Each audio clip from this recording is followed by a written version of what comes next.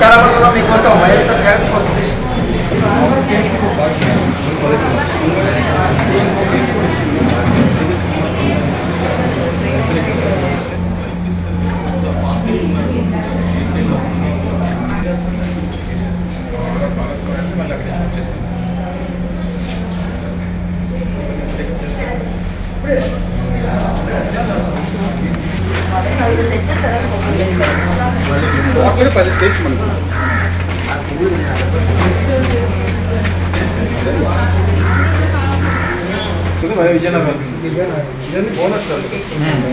విజయనగరం భువనేశ్వరం local Srinivas అంటే మా కంచరపాలెం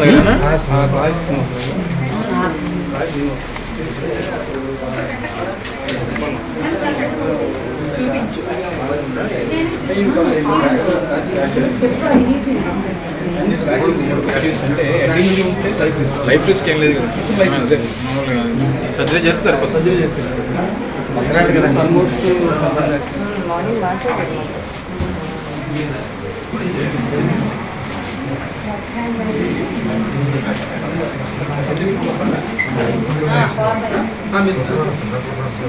నేను రాత్రి దాదాపు 11:30 ప్రాంతంలో హీరాకుడ్ ఎక్స్ప్రెస్ జరిగినటువంటి ప్రమాదంలో దాదాపు ఇప్పటికే 36 మంది వరకు చనిపోయారన్నటువంటి విషయం కూడా ఇప్పుడు సమాచారం అంతా ఉంది.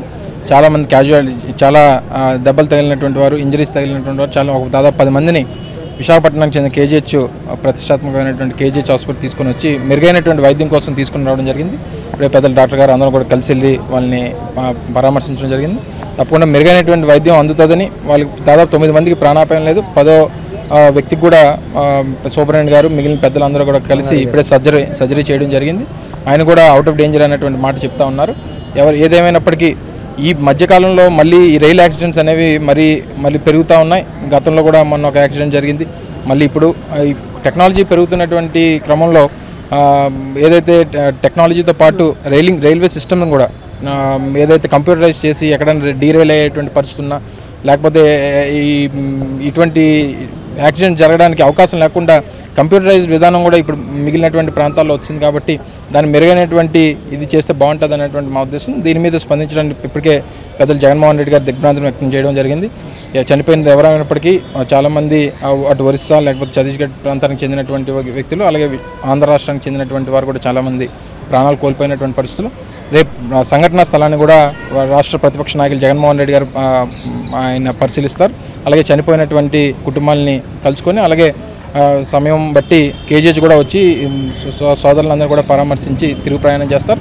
తప్పకుండా వాళ్ళందరి పక్షాన రేపు ఎటువంటి పరిస్థితుల్లో మళ్ళీ ఇటువంటి ఘటన జరగకుండా కేంద్ర ప్రభుత్వం ఆలోచన చేసి మంచి నెట్వర్క్ని మెరుగుపరచాలనేటువంటిది మా తాలూకు డిమాండ్.